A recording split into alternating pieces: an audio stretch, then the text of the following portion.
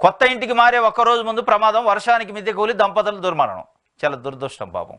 కొత్త ఇంటికి మారుతుండట. ఇది ఎక్కడ?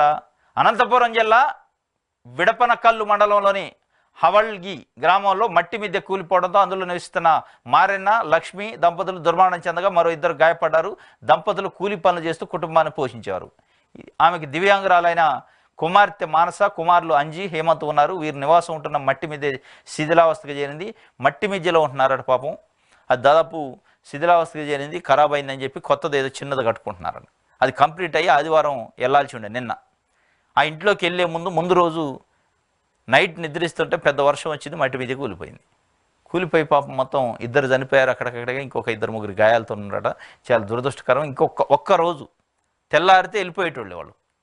సాటర్డే నైట్ పడుకున్నారు, ఆదివారం మార్నింగ్ వెళ్ళిపోవాలట. ఆదివారం మార్నింగ్ వెళ్ళిపోతే బతికేటోళ్ళు పాపం దురదృష్టవశాత్తు చనిపోయారు.